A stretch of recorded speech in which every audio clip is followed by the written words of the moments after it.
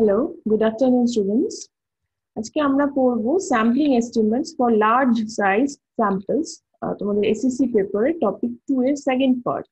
First part sampling plan, সেটা অন্য কোনো স্যার ম্যাম পড়াবেন। স্যাম্পলিংটা অলরেডি লাস্ট সেমে আমরা পড়েছিলাম, তখন নিশ্চয়ই তোমাদের কিছু হলেও স্যাম্পলিং মনে আছে।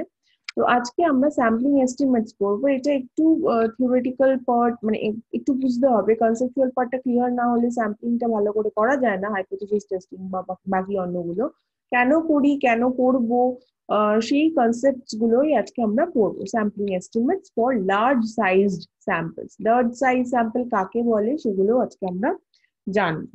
আচ্ছা, তাহলে ফার্স্টে চলে যাই স্যাম্পলিং থিওরি। স্যাম্পলিং থিওরি আমি একদম লাইন বাই লাইন বোঝানোর চেষ্টা করছি, কারণ এটা ভীষণই টাফ একটা concept. When data have been collected by sampling, it is necessary to formulate hypothesis concerning the data.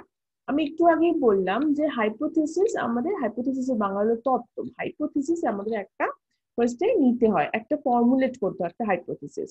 যখনই আমরা কোনো একটা স্যাম্পল কালেক্ট করি, যখনই কোনো একটা পপুলেশন থেকে কোনো একটা স্যাম্পল, আমরা জানি ইউনিভার্স বা পপুলেশন থেকে স্যাম্পল আমাদের কালেক্ট করতে হয়, তখনই আমরা একটা হাইপোথিসিস ড্র করার, মানে একটা হাইপোথিসিস ফর্মুলেট করার ট্রাই করি। In statistical analysis, interest is not limited to organizing and classifying the data supplied by the observations, nor in calculating the value of their probabilities, nor in drawing the sets of observation from its population as sampling units in terms of sampling plan. Sampling plan থেকে sample collect করা বা observation গুলো calculate করা বা classify করাটাই কিন্তু statistical analysis নয়। Actual statistical analysis হলো comparison. More often, a comparison which makes sampling so useful is suggested between one set of values with one or more other sets to assess the degree of similarity or difference between the sets of values. মানে actually আমরা যখন statistical analysis করি, statistical analysis মানে শুধুমাত্র data collection নয়, just observation গুলো কি কি রয়েছে সেগুলোকে জাস্ট ক্যালকুলেট করে প্রবাবিলিটি ভ্যালু ক্যালকুলেট করা নয়, বা স্যাম্পল একটা পপুলেশন থেকে কালেক্ট করাও নয়।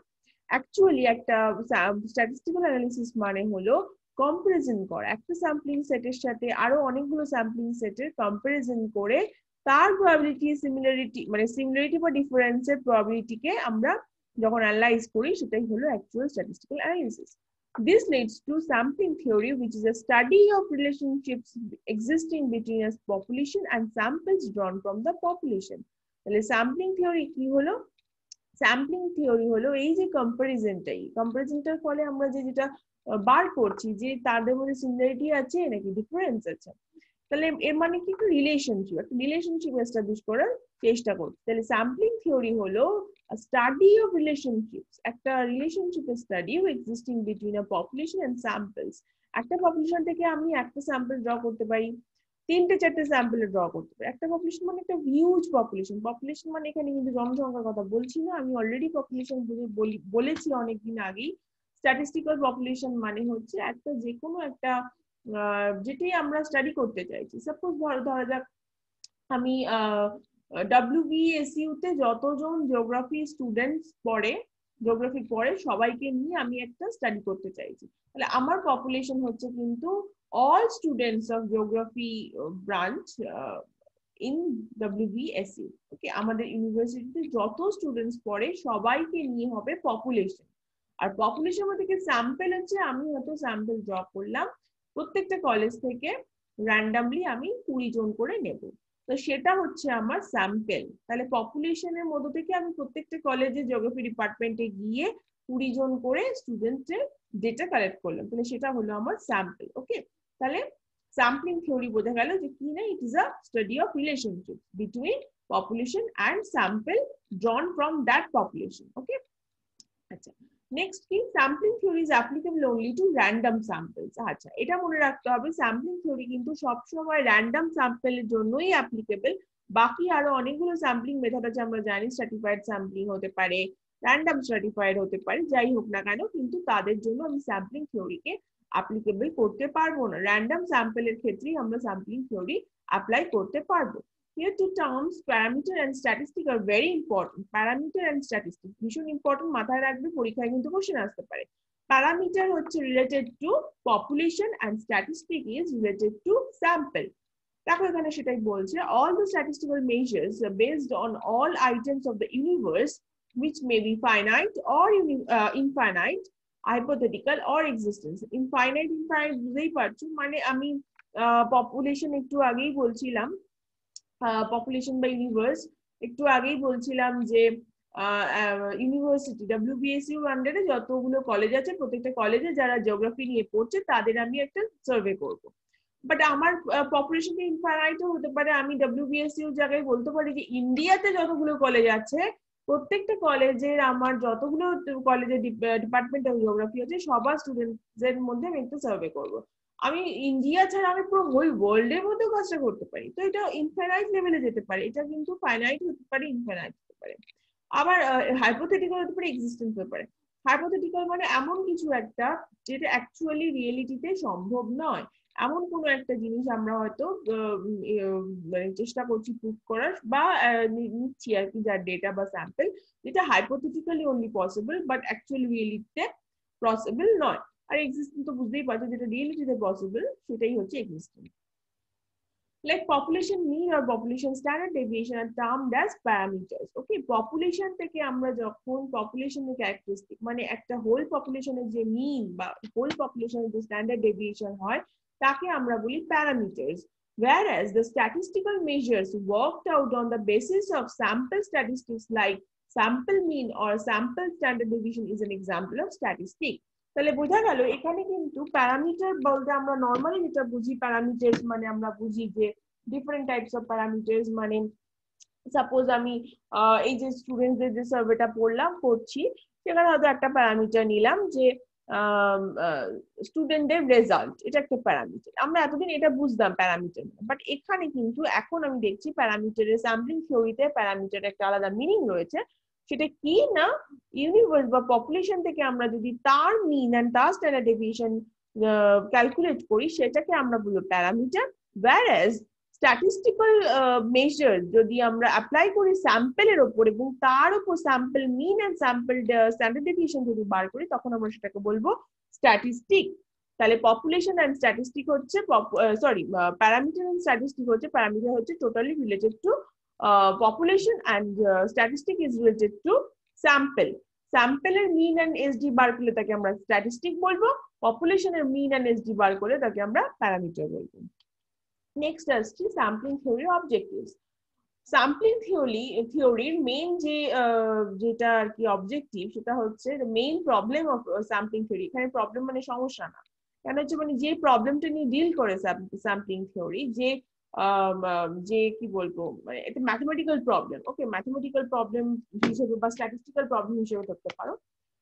যে কোশ্চেন মানে যে ব্যাপারটা নিয়ে ডিল করে sampling theory is the problem of relationship between a parameter and statistic. তাহলে স্যাম্পলিং থিওরির কাজটাই হচ্ছে, মেইন অবজেক্টিভটাই হচ্ছে relationship between a parameter and স্ট্যাটিস্টিককে নিয়ে ডিল করা, যে একটা প্যারামিটার এবং একটা স্ট্যাটিস্টিকের মধ্যে কি সম্পর্ক রয়েছে, কতটা সম্পর্ক রয়েছে, সেটাই হচ্ছে স্যাম্পলিং থিওরির মেইন কাজ, and is thus concerned with estimating the properties of population from those of the sample and also with getting the precision if the estimate, okay, of the হবে, sorry এটা if হয়ে গেছে, precision of the estimate এটা of হবে, sorry.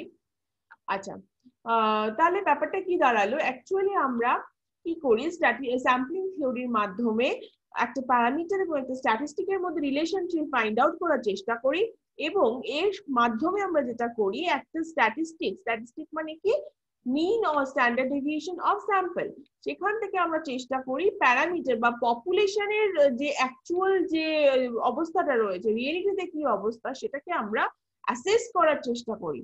কারণ population maximum সময় অনেক বড় হয়ে থাকে, তাই তো? আমি যেটা এক্ষুনি বললাম WBSU স্টুডেন্টস, সেটা আমি ইন্ডিয়া স্টুডেন্টস হতে পারে, তো ম্যাক্সিমাম সময় সেটা অনেক হিউজ, অনেক বড় হয়ে থাকে। তো সেই জন্য তার ক্যারেক্টারিস্টিক জানার জন্য আমাকে যদি সব ডেটা নিয়ে কাজ করতে হয় সেটা অনেকটা লেন্দি হয়ে যায়, অনেকটা বড় কাজ হয়ে যায়। তখন আমরা কি করি স্যাম্পল ড্র করে বা স্যাম্পল নিয়ে তার মধ্যে থেকে আমরা মিন এসডি দিয়ে সেই হোল পপুলেশনটাকে অ্যাসেস করার চেষ্টা করি। ঠিক যেমন ধরো এক হাঁড়ি ভাত বসালে সেদ্ধ করার জন্য, হাঁড়িতে ভাতটা সেদ্ধ হলো কিনা আমরা দেখার জন্য কিন্তু সবকটা ভাত টিপে টিপে দেখি না, আমরা 4-5টা ভাত হাতে নিয়ে টিপে দেখি যে ভাতটা কি সেদ্ধ হয়েছে।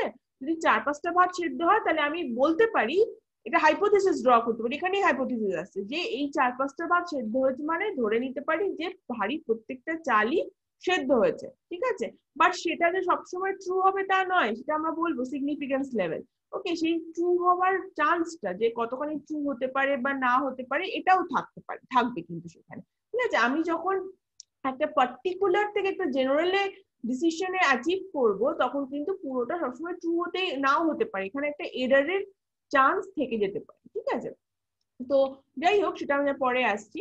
তো আপাতত পার্টিকুলার থেকে জেনারেল যেতে পারে, ঠিক যেভাবে হাড়ির ভাতে 4টে চাল সেদ্ধ হয়েছে দেখে আমি বলছি যে হ্যাঁ হাড়ির পুরো ভাতটা হয়তো সেদ্ধ হয়ে গেছে, ঠিক সেভাবে কি গেলাম পার্টিকুলার থেকে জেনারেল, পার্টিকুলারলি ওই 4টে চাল সেদ্ধ হয়েছে মানে ধরে নিচ্ছি হাড়ির প্রত্যেকটা চাল সেদ্ধ হয়েছে। তাহলে এখানেও ঠিক সেম, যে স্যাম্পল গুলো যা আমি মিন এন্ড এসডি দেখবো, আমরা ধরে নিতে পারি যে সেই mean and SD actual population mean and SD এর কাছাকাছি হবে। তো তাই জন্য আমরা তখন কোন একটা ডিসিশন যে হাইপোথিসিসটা নিয়েছিলাম, সেই হাইপোথিসিস বা সেই আর্গুমেন্ট, ওকে, সেই তত্ত্বটা আমরা বলতে পারি যে হয়তো ঠিক বা ভুল, যে কোনো একটা বলতে পারি। তো তার মানে আমরা কি করছি, পার্টিকুলার থেকে জেনারেল ডিসিশনে যাচ্ছি। পার্টিকুলার মানে স্যাম্পেলের যে ক্যারেক্টারিস্টিক থেকে জেনারেল ক্যারেক্টারিস্টিকে কি হতে পারে সেটা আমরা বলার দিকে, অ্যাচিভ করার দিকে যাচ্ছি।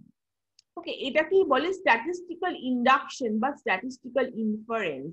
এই টার্মটা কিন্তু মাথায় রাখবে, স্ট্যাটিস্টিক্যাল ইন্ডাকশন আর স্ট্যাটিস্টিক্যাল ইনফারেন্স, মানে যখন আমরা পার্টিকুলার থেকে জেনারেল দিকে গেলাম তখন সেটাকে বলে statistical induction or statistical inference. Okay, আচ্ছা, to do so we must follow a deductive argument. Deductive argument is hypothesis, which is actually hypothesis, Thesis, R SES মানে হচ্ছে plural, which is that we imagine a population or universe and investigate the behavior of the samples drawn from the universe applying the laws of probability. মানে বুঝতে পারছো যেটা আমি এতক্ষণ ধরে বললাম, যে একটা ডিডাকটিভ আর্গুমেন্ট থাকে, হাইপোথিসিস বা একটা তত্ত্ব, আমরা একটা আর্গুমেন্ট ফার্স্টে আমরা খাড়া করি, তত্ত্ব তখনও হয়নি, তখন ফার্স্টে একটা আর্গুমেন্ট মানে একটা বিবেচনা যে এইটা হলেও হতে পারে নাও হতে পারে, তাহলে সেটা ফার্স্টে আমাদের ভাবতে হয়।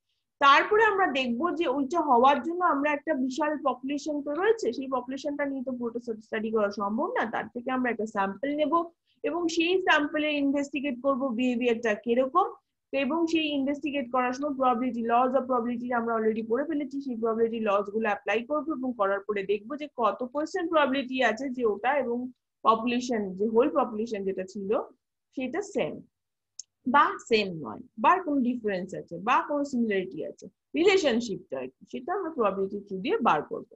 The concept of sampling theory, which is to attain the following objectives. তিনটে অবজেক্টিভ আছে স্যাম্পলিং থিওরি, মেইন তিনটে অবজেক্টিভ। ফার্স্ট হচ্ছে null hypothesis and significance level. এক্ষুনি সিগনিফিকেন্স লেভেলের কথা বলছিলাম, আমরা আরো ডিটেইলে পড়বো। নাল হাইপোথিসিস মানে যখন একটা হাইপোথিসিস ফর্ম করা হয়, এন্ড সিগনিফিকেন্স লেভেল, সিগনিফিকেন্স মানে কতখানি এরর হওয়ার চান্স আছে। নাল হাইপোথিসিস মানে হচ্ছে যেটা ধরে নিচ্ছি আর কি সমান, আমরা সেটাও দেখবো, পড়বো ভালো করে। তো এই দুটো রাখার এইটাই কারণ, this enables one to decide, মানে this enables researcher to decide whether to accept or reject hypothesis or to determine whether observed samples differ significantly from the expected results.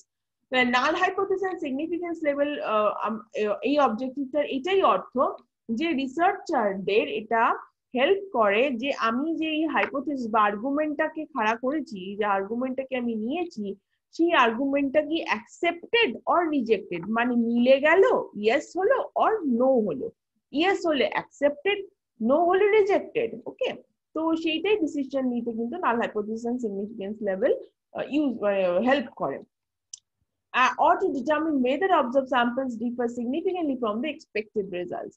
এটাও আমরা এখান থেকে দেখতে পাই যে আমাদের যে এক্সপেক্টেড রেজাল্ট হওয়ার কথা ছিল, ধরা যাক আমরা ভেবে নিলাম যে একটা দিন বৃষ্টি, ধরা যাক আজকে খুব বৃষ্টি হয়েছে এবং আমি ভেবে নিলাম বৃষ্টিপাতের অ্যামাউন্ট দেখে যে এটা নিশ্চয়ই 30 সেন্টিমিটার হয়েছে, বাট অ্যাকচুয়ালি মানে ধরা যাক অ্যাভারেজ ডেইলি মিন হচ্ছে 30 মিলিমিটার, সেন্টিমিটার আমি অনেক বেশি বলে ফেলছি, ধরা যাক অ্যাভারেজ এই শীতকালে ধরা যাক ডেইলি অ্যাভারেজ মিন হচ্ছে 30 মিলিমিটার, তো প্রচন্ড বৃষ্টিপাত হলো, আমি ধরে নিলাম হ্যাঁ 30 মিলিমিটারের বেশি বৃষ্টি হয়েছে।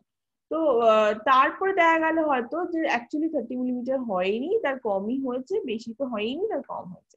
তো তখনই আলে এক্সপেক্টেড রেজাল্ট থেকে অবজার্ভ যে স্যাম্পল যেটা সেটা কতখানি ডিফার করলো, সেই সেই যে ব্যাপারটা কতখানি সিগনিফিকেন্ট, হ্যাঁ ডিফারেন্স যেটা বেরোলো সেটা কি সিগনিফিকেন্ট ও সিগনিফিকেন্ট নয়, এররটা কতখানি থাকছে, সেটাও কিন্তু আমরা এই নাল হাইপোথিসিস সিগনিফিকেন্স লেভেল দিয়ে বার করতে পারি।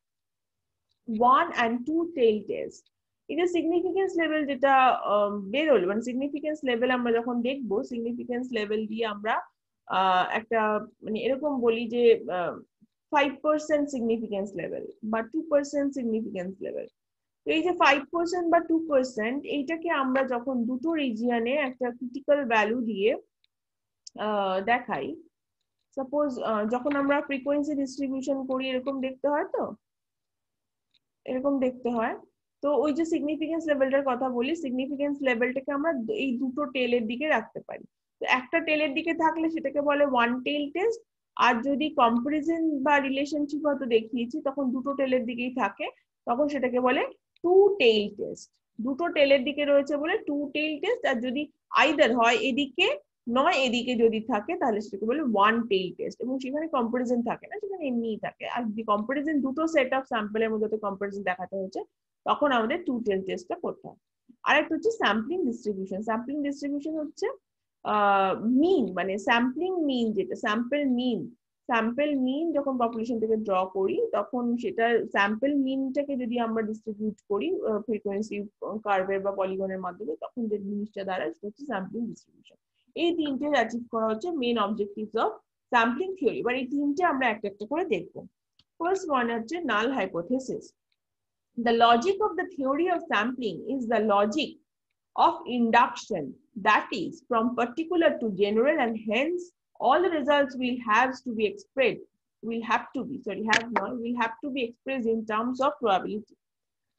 তার মানে কি হলো, আমি একটু আগেই বলেছি যে স্যাম্পলিং থিওরির লজিকটাই হচ্ছে লজিক অফ ইন্ডাকশন, মানে পার্টিকুলার থেকে জেনারেলের দিকে যেতে হবে, পার্টিকুলার থেকে জেনারেলের দিকে যাওয়াটাই হচ্ছে স্যাম্পলিং থিওরির main objective.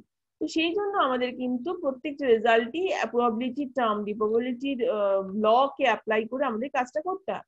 Thus, if we have to test whether a sample is drawn from a population or not, and whether the apparent difference between the two sets of samples can be considered as real or not, মানে তাই জন্য যদি আমাদের test করতে হয় যে একটা population থেকে একটা স্যাম্পল, একটা হোল পপুলেশন থেকে একটা স্যাম্পল ড্র করা হয়েছে কি হয়নি, বা দুটো সেট অফ স্যাম্পল রয়েছে তাদের মধ্যে রিলেশনশিপ কি, ডিফারেন্স আছে নাকি সিমিলারিটি আছে, সেটা যদি আমাদের মানে আমরা একটা তো ভেবে নিয়েছি যে একটা আর্গুমেন্ট যে ডিফারেন্স আছে বা সিমিলারিটি আছে, সেইটা কি অ্যাকচুয়ালি ইন রিয়েলিটিতেও আছে নাকি ইন রিয়েলিটিতে নেই, সেটা যদি আমাদের দেখতে হয় তাহলে তখন আমাদের কি করতে হবে, required to start by setting an hypothesis that there is in fact no difference between these sets of sample data being compared. তাহলে ফার্স্টেই আমাদের যেটা ধরে নিতে হয় যে সেখানে কোনো ডিফারেন্স নেই। ফার্স্টে আমরা কিন্তু ধরে নিই না যে সেখানে ডিফারেন্স আছে, আমরা ফার্স্টে আর্গুমেন্ট স্টার্ট করি যে সেখানে অবশ্যই কোনো ডিফারেন্স নেই। সাপোজ আমি আরেকটা এক্সাম্পল দিই, এই যে আমি একটু আগে বলছিলাম যে জিওগ্রাফি স্টুডেন্টদের নিয়ে আমি একটা সার্ভে করছি, এবং সার্ভের মধ্যে আমি একটা ক্রাইটেরিয়া রেখেছি রেজাল্টস অফ স্টুডেন্টস। আমি তাহলে নাল হাইপোথেসিস এরকম ধরতে পারি যে জিওগ্রাফির প্রতিটা স্টুডেন্টই 50% মার্কস পায়। আমি এটা ধরে নিলাম যে প্রত্যেকটা স্টুডেন্টই 50% মার্কস পায়। তাহলে ধরে নিচ্ছি যে পায়, আমি কিন্তু প্রথমেই ধরে নিলাম না যে পায় না, ঠিক আছে, আমি ধরে নিলাম যে সবাই সবকিছু ইকুয়াল মার্কস পায়। তো এইটাই হচ্ছে নাল hypothesis. Such a difference, one hypothesis assumes, results merely from the fact that they are samples, and if additional samples are taken, then there would be no such difference or even a difference in the opposite direction. তো এই যে ডিফারেন্সের কথা বলছি, এটা actually একটা স্যাম্পলের জন্য যদি পরে আবার আরো কোনো পপুলেশন থেকে স্যাম্পল নেওয়া হয় তাহলে রেজাল্ট কিন্তু অল্টার করতে পারে বা উল্টো ডিরেকশনেও রেজাল্ট হতে পারে, এটা সবসময় মাথায় রাখতে হবে।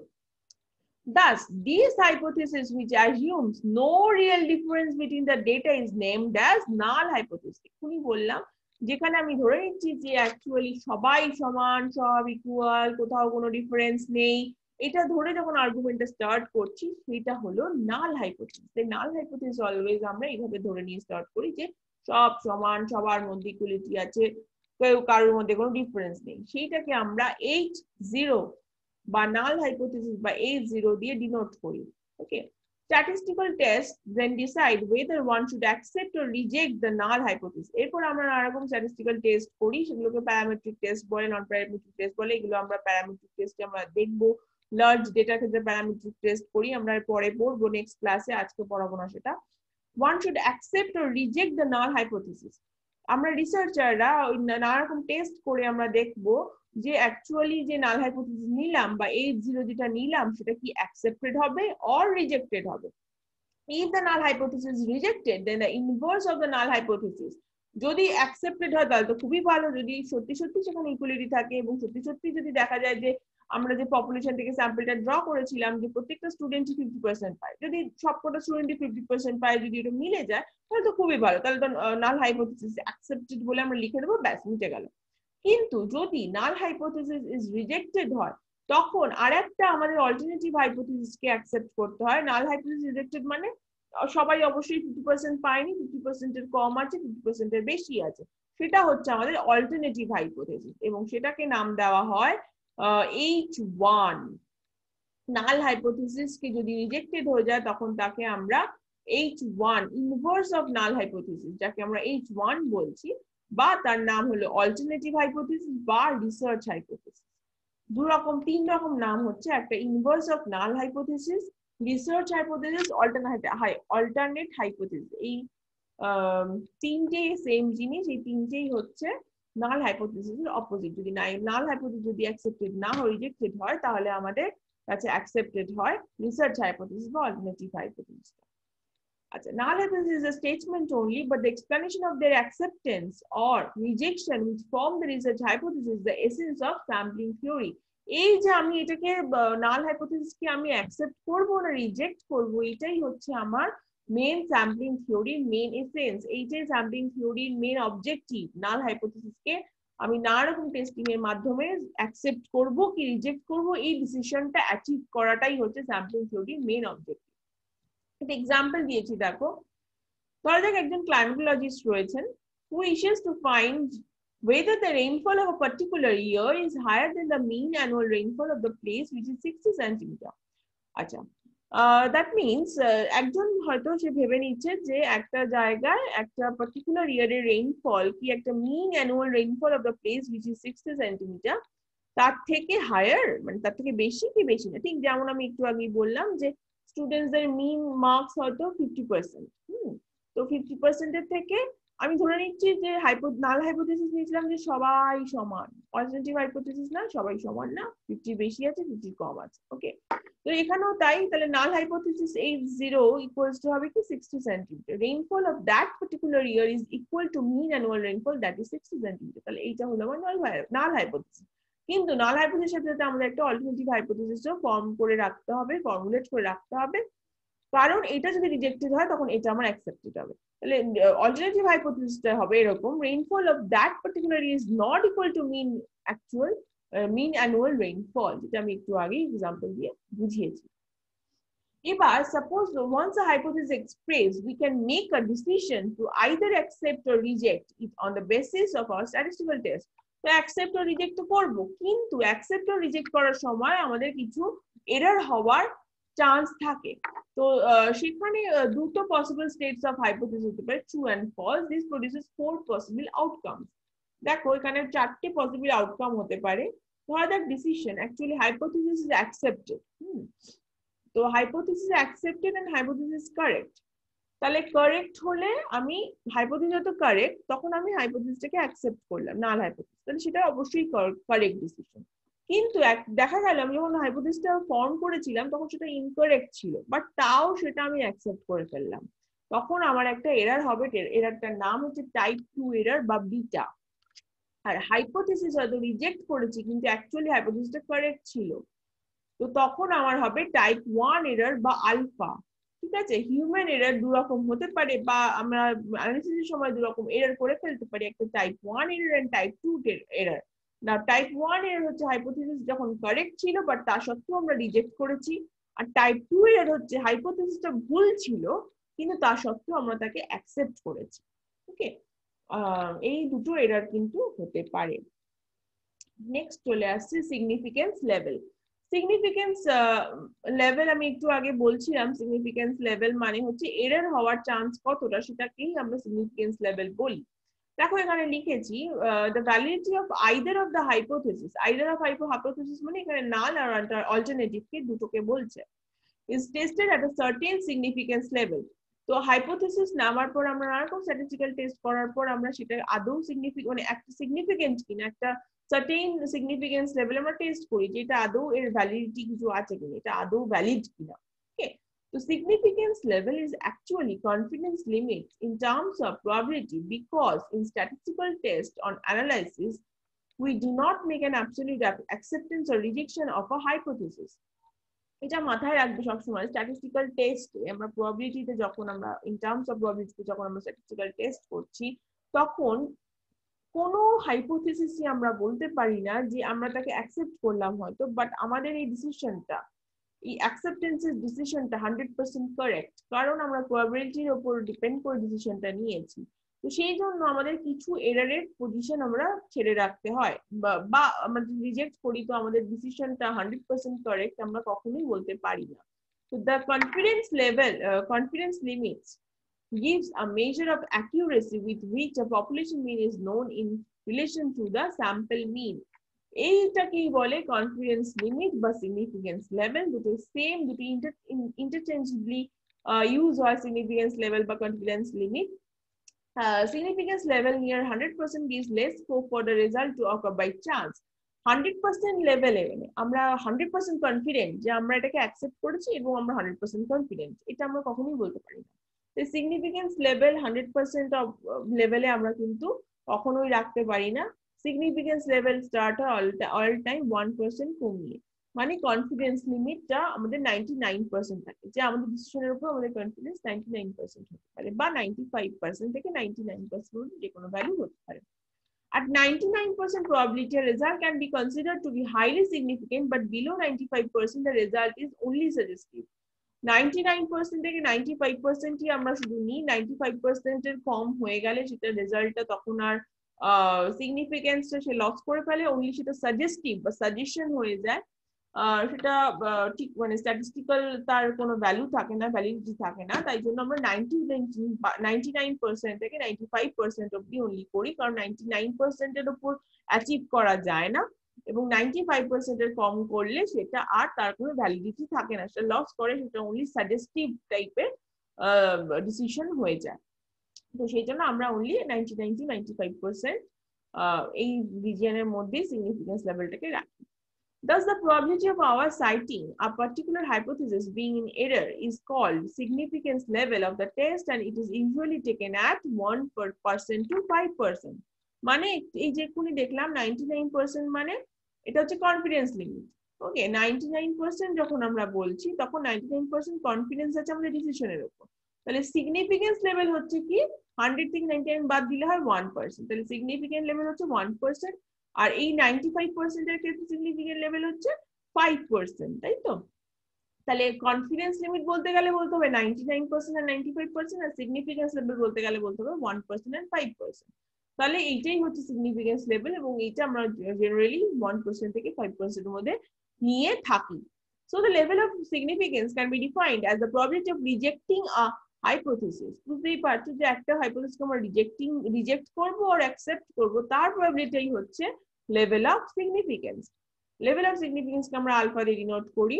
It is an integral part of the null hypothesis decision procedure.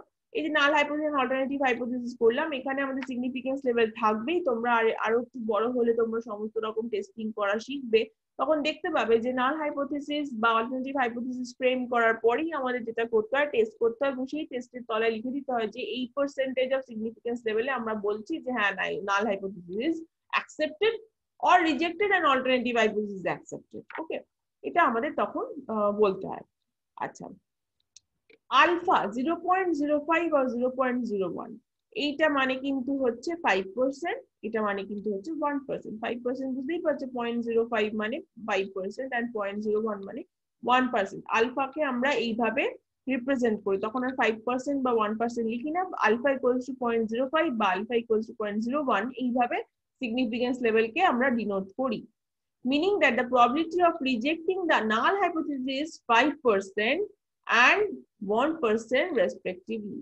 Okay, reject করার probability হচ্ছে 5% বা 1%। আর উল্টোটাও বলতে পারি যে probability of accepting the null hypothesis is 95% or 99% respectively। এইভাবে যদি আমরা লিখি আলফা ইকুয়ালস টু 0.05 and 0.01, তাহলে যেভাবে আমরা বলবো যে probability of rejecting null hypothesis is 5%, ঠিক একইভাবে এটাও বলতে পারি probability of accepting the null hypothesis is 95%। accepting যখন হিসেবে বলবো তখন সেটা হচ্ছে কনফিডেন্স লিমিট, আর রিজেক্টিং হিসেবে যখন বলবো তখন সেটা হলো significance level. The term significance level is interchangeably used with the term confidence level, যেটা আমি এতক্ষণ ধরে পরপর বুঝিয়ে আসছি, সেটাই লাস্টে নিয়ে লিখেছি যে thus alpha equals to 0.05 means 5% significance level as well as 95% confidence level, যেটা আমি এক্ষুনি এখানে বোঝালাম। Next, one tail test and two tail test। এই যে সিগনিফিকেন্স লেভেলটা যে এতক্ষণ ধরে বোঝালাম, সিগনিফিকেন্স লেভেলে এই যে 0.1% বা 0.5% যেটাই সিগনিফিকেন্স লেভেল হোক না কেন, তাহলে এই যে 5% বা 1% এরিয়ায় তার মানে কি হতে পারে, ভুল ডিসিশন আমাদের হতে পারে, তাই তো? তাহলে আমাদের একটা স্ট্যাটিস্টিক্যাল ডিস্ট্রিবিউশন হয়তো আছে, তো তার পুরোটা হচ্ছে 100%, পুরোটা আমাদের যত এই কার্ভের আন্ডারে পুরো এরিয়াটা হচ্ছে আমাদের কি অ্যাকচুয়ালি 100%। কিন্তু আমি ধরে নিচ্ছি যে আমি যে ডিসিশনটা নিচ্ছি যে 100% আমি অ্যাকসেপ্ট হয়তো রিজেক্ট হয়তো করছি, কিন্তু নাল হাইপোথিসিস তো রিজেক্ট করছি, কিন্তু বা অ্যাকসেপ্ট করছি, যাই করি না কেন, কিন্তু আমরা বলতে পারছি না যে 100% আমরা কারেক্ট ডিসিশন নিয়েছি।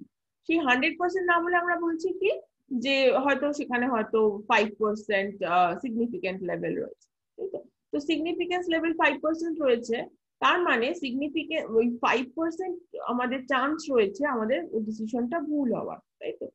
তো ওই 5% কে আমরা তখন এই যে আমাদের 100% এর মধ্যে প্লট করতে পারি।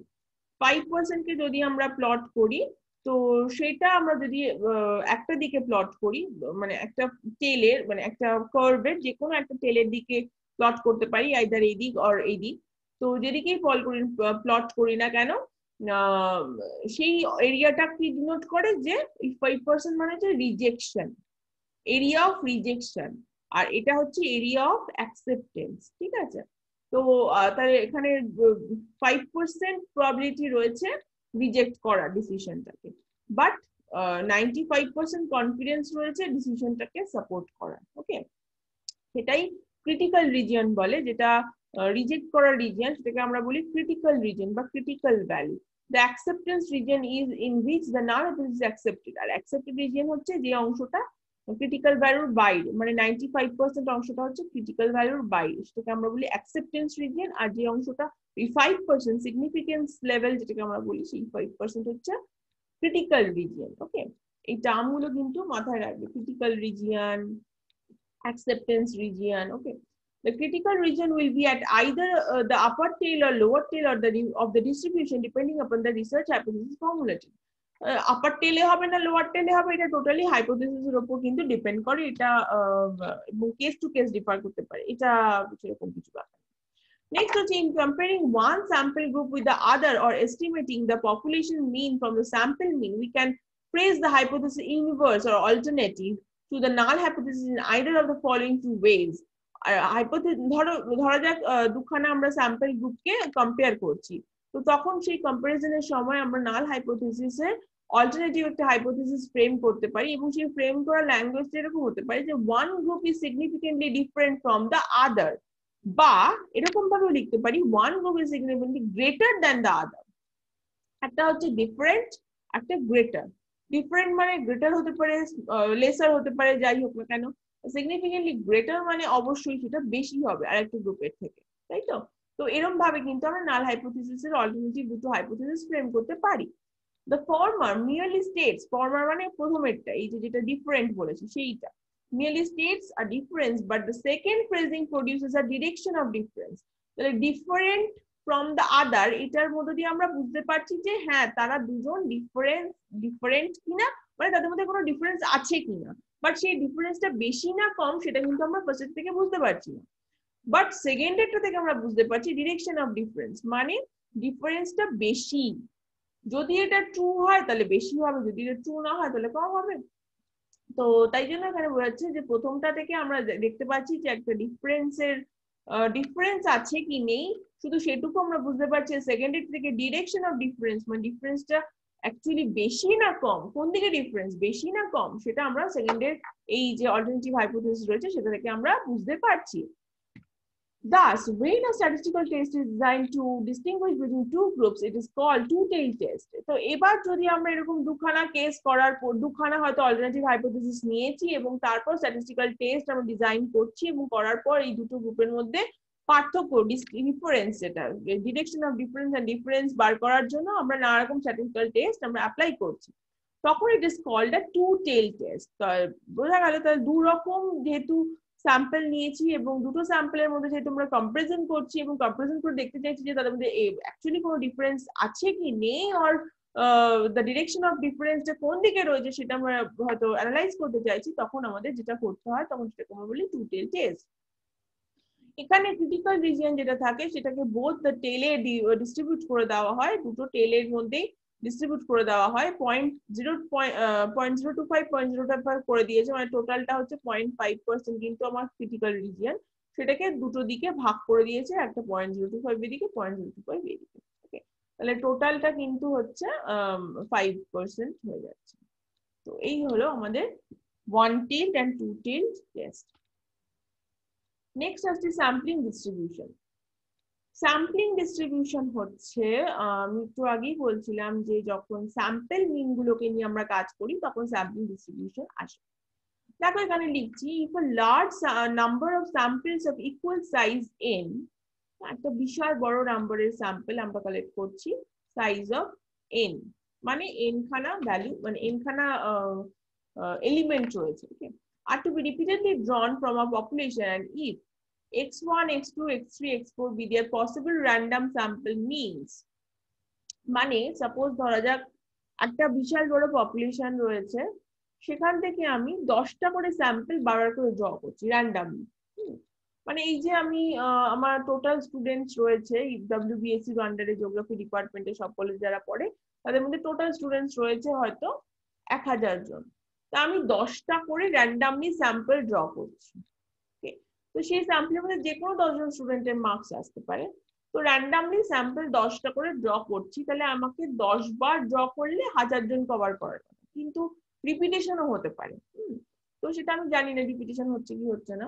তো 10 খানা করে আমি যদি বারবার করে ড্র করি এবং প্রত্যেকটা স্যাম্পলের একটা করে মিন বার করি, এবং সেই মিন গুলো যদি x1, x2, x3, x4, x5, x6 এরকম করে করে এক্সটেন্ড হয়, then the frequency distribution of the sample means, এই মিন গুলোকে যদি আমরা ফ্রিকোয়েন্সি ডিস্ট্রিবিউশন করি, হ্যাঁ, তখন তাকে বলে স্যাম্পলিং ডিস্ট্রিবিউশন অফ মিনস।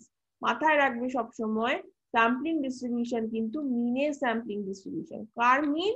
যে বারবার করে রিপিটেডলি হয়তো একটা স্যাম্পল থেকে, একটা পপুলেশন থেকে আমরা বারবার রিপিটেডলি একটা ইকুয়াল সাইজের স্যাম্পল ড্র করেছি, 10টা স্যাম্পল হয়তো বারবার করে একটা বিশাল বড় পপুলেশন থেকে ড্র করেছি, তো সেই 10টা স্যাম্পলের হয়তো একটা করে মিন বেরিয়েছে, তাই তো? তো সেই মিন গুলোকে যদি আমরা ফ্রিকোয়েন্সি ডিস্ট্রিবিউশনে আমরা যদি প্লট করি, তখন যেটা আমরা দেখতে পাবো সেটাকে বলা হবে স্যাম্পলিং ডিস্ট্রিবিউশন অফ মিন। দেখো আমি একটা এক্সাম্পল দিয়েছি। Let us assume that we have 200 years annual peak research data and we make its 20 series, each with a 10 years data. যেটা আমি একটু আগে এক্সাম্পল দিচ্ছিলাম, এখানেও সেম একই ভাবে এক্সাম্পল দিয়েছি যে 200 বছরের ডেটা রয়েছে, তো সেখান থেকে আমরা হয়তো 10 বছর, এই যে n মানে হচ্ছে এখানে 10, n মানে 10, তাহলে 10 বছরের ডেটা আমরা বারবার করে ড্র করছি, স্যাম্পল নিচ্ছি, তাহলে 20খানা সিরিজ হবে। 10 বছরের ডেটা আমি যদি বারবার করে স্যাম্পল হিসেবে নিই তাহলে 20খানা ডেটা হবে। On computing the mean of each series, we got 20 different values of mean. তাহলে 20খানা সিরিজের আলাদা আলাদা 20খানা মিন হবে। সেই মিন গুলোকে যদি আমরা প্লট করি ফ্রিকোয়েন্সি ডিস্ট্রিবিউশনে, তাকে আমরা বলবো স্যাম্পলিং ডিস্ট্রিবিউশন অফ মিন। ঠিক আছে, তাহলে এই মিন গুলোকে কিন্তু আবার যদি একসাথে পরপর কমা কমা দিয়ে লিখি, সেটা একটা নিউ পপুলেশন ফর্ম করবে। সেখান থেকে আবার আমরা স্যাম্পল নিতে পারি বা অন্যান্য অ্যানালিসিস করতে পারি। The sampling distribution is very useful in statistical inferences for establishing a relationship between population measures and sample measures or statistics. The sampling distribution কিন্তু এই যে আমরা কার্ভটা আঁকছি, এটা ভীষণ ইউজফুল একটা জিনিস, যেটা প্যারামিটার বা পপুলেশন মেজার্স বা প্যারামিটার গুলোর সাথে স্ট্যাটিস্টিক বা স্যাম্পল মেজার্স গুলোর রিলেশনশিপটাকে এস্টাবলিশ করে। If a large number of different samples are taken from a population, the sampling distribution would be normal with mean of the sample mean coinciding with the population mean, but the standard deviation of sample mean would be much smaller. আচ্ছা, large number samples যদি নেওয়া হয়, আমি আগেও বারবার বলেছি, যখন আমরা large number of different samples নিই তখন কিন্তু সেটা নর্মাল ডিস্ট্রিবিউশন মতো দেখতে হয়। ওকে, কিন্তু সেখান থেকে the sampling distribution would be normal with mean, normal distribution দেখতে হবে of the sample mean coinciding with the population mean, but the standard deviation of the sample mean would be much smaller. হ্যাঁ, যখন আমরা অনেক বড় data নিয়ে কাজ করি তখন এসডিটা কম হয়। হ্যাঁ, যখন কিন্তু স্যাম্পল মিন দিয়ে যখন আমরা প্লটিংটা করবো, এটা দেখতে একদম নর্মাল ডিস্ট্রিবিউশন কার্ভের মতো হবে। Thus, when a random sample of size n greater than or equal to 30, মানে n মানে হচ্ছে এই এখানে যেটা বললাম যে কতগুলো ইকুয়াল সাইজের স্যাম্পল যদি ড্র করা হয়, তো সেখানে যদি n 30 বা তার বেশি হয়, তার মানে হচ্ছে লার্জ সাইজ ডেটা। ওকে, যদি র্যান্ডম স্যাম্পলের সাইজ n 30 বা তার বেশি হয়, তাহলে is drawn from a population with mean mu, মিনটা ধরা যাক মিউ, পপুলেশনের মিন হলো মিউ, এন্ড স্ট্যান্ডার্ড ডেভিয়েশন হচ্ছে সিগমা। এই যদি পপুলেশনের মিন এন্ড স্ট্যান্ডার্ড যদি মিউ এন্ড সিগমা হয়, the sampling distribution would be normal distribution with mean x bar and standard deviation sigma সাবস্ক্রিপশনে রয়েছে x bar। তার মানে 30-এর বেশি বা 30-এর সমান যদি হয়, তাহলে পপুলেশনের যে মিনটা হবে মিউ এন্ড এসডি হবে সিগমা, সেটা দিয়ে আমরা যদি একটা ফ্রিকোয়েন্সি কার্ভ আঁকি, সেটা দেখতে হবে নর্মাল ডিস্ট্রিবিউশনের কার্ভের মতো, এবং স্যাম্পলিং ডিস্ট্রিবিউশন যেটা হবে সেটাও হবে একটা নর্মাল ডিস্ট্রিবিউশনের কার্ভের মতো, সেটার মিন হবে এক্স বার বা sigma. However, when the n less than 30 এর কম, মানে কিন্তু সেটা ধরে নিচ্ছি আমরা লার্জার স্যাম্পল আর নয়। লার্জ স্যাম্পল মানে হচ্ছে 30 বা 30-এর বেশি, 30-এর কম মানে ধরে নিচ্ছি সেটা কম, মানে স্মলার স্যাম্পল। তখন কিন্তু আর নর্মাল ডিস্ট্রিবিউশন হয় না, তখন সেটা স্টুডেন্টস টি ডিস্ট্রিবিউশন দেখতে হয়ে যায়। টি ডিস্ট্রিবিউশন, নর্মাল ডিস্ট্রিবিউশন আমরা দেখবো জেড টেস্ট করতে পারি, এখানে টি টেস্ট করা হয়, টি টেস্ট বা টি ডিস্ট্রিবিউশন কার্ভটা হয়, এবং this distribution curve would be very close to the normal curve. এই কার্ভটা দেখতে অনেকটা নর্মাল কার্ভের মতো হয়, কিন্তু আমরা দেখবো পরের স্লাইডেই আমি দেখাবো, কিন্তু এটা অনেকটা ফ্ল্যাট হয়। হ্যাঁ, মানে টি ডিস্ট্রিবিউশন কার্ভটা অনেকটা ফ্ল্যাট হয়, আর নর্মাল কার্ভটা অনেকটা একটু উঁচু হয়, মানে পিকটা হায়ার হয়। এইটাই হচ্ছে এই দুটোর মধ্যে ডিফারেন্স। আচ্ছা, এখানে মাথায় রাখতে হবে স্যাম্পল কিন্তু নাম্বার অফ কেসেস কে বোঝানো হচ্ছে না, এখানে স্যাম্পল হচ্ছে ইউনিট কে বোঝানো হচ্ছে। ইউনিট মানে আমি আরেকটা এক্সাম্পল দিয়ে বুঝিয়ে দিয়েছি। ধরা যাক যদি একটা রাজ্যে, ধরা যাক ওয়েস্ট বেঙ্গলে 40টা ভিলেজ নেওয়া হচ্ছে এবং হাই ইল্ডিং ক্রপের এফেক্টিভনেস নিয়ে আমরা স্টাডি করছি, তখন কিন্তু মাথায় রাখতে হবে যে হাই ইল্ডিং ক্রপের এফেক্টিভনেস নিয়ে যে স্টাডিটা করছি, সেখানে কিন্তু আমাদের স্যাম্পলিং ইউনিট হচ্ছে 40। তো আমি n ইকুয়ালস টু 40 যদি ধরি, তখন কিন্তু আমি 40 জন ফার্মারের ল্যান্ড বা 40 একরের জমির মধ্যে আমরা কিন্তু সার্ভেটা করবো না, আমরা 40টা ভিলেজেরই ঠিক ডেটা নেবো, এবং 40টা ভিলেজ নিয়ে বারবার করে স্যাম্পল হয়তো আমাদের ড্র করতে হবে। 10 বার হয়তো স্যাম্পল ড্র করলাম 40খানা ভিলেজ নিয়ে। তো এটা আমাদের মাথায় রাখতে হবে, আমরা যেন ইউনিটের মধ্যে গন্ডগোল করে না ফেলি, কেস অ্যান্ড ইউনিটের মধ্যে যেন গন্ডগোল করে না ফেলি। দেখো এখানে বুঝিয়েছি যে পপুলেশন একটা যে যে এই যে ডিস্ট্রিবিউশনটা রয়েছে স্যাম্পল মিনে, সেটা নর্মাল ডিস্ট্রিবিউশন কার্ভের মতো দেখতে, এবং সেখানে যে স্যাম্পল মিন গুলো রয়েছে সেগুলোই অ্যাকচুয়ালি পপুলেশনের মধ্যে থেকে আমরা পেয়েছি, মানে সেগুলো থেকে আমরা বলেছি স্পেসিফিক থেকে জেনারেলের দিকে আমরা ডিসিশন যাবো, তো স্পেসিফিক থেকে আমরা পপুলেশন সম্পর্কে ডিসিশন বলতে পারবো। তো এটাও আরেকটা কার্ভ। দেখো এখানে অরিজিনাল পপুলেশন হচ্ছে অনেকটা কম, কিন্তু যদি samples of 5, samples of 10, samples of 20 এইভাবে ড্র করতে হয়, যত কম স্যাম্পল নেব তত তার পিক বেশি হবে এবং পিকটা উঠতে থাকবে। ওকে, তো এই ছিল আমাদের মোটামুটি আজকের টপিক। এই টপিকটা এখন লার্জ সাইজ স্যাম্পলের স্যাম্পলিং ডিস্ট্রিবিউশন বা স্যাম্পলিং এস্টিমেট আমাদের এখনো শেষ হয়নি। নেক্সট ক্লাসে আমাদের এই টপিকটা শেষ হবে এবং তারপর আরেকটা টপিক বেঁচে থাকবে, তাহলে তোমার আমার যা সিলেবাস রয়েছে এসএসসি সেটা কমপ্লিট হবে। ওকে, থ্যাংক ইউ। আশা করবো, আমি জানি না কতখানি বোঝাতে পেরেছি, আশা করবো অনেকটা ক্লিয়ার হয়েছে হয়তো তোমাদের ডাউট। তারপর যদি কিছু ক্লিয়ার না হয়ে থাকে তাহলে আমাকে অবশ্যই বলো। ওকে, থ্যাংক ইউ অল।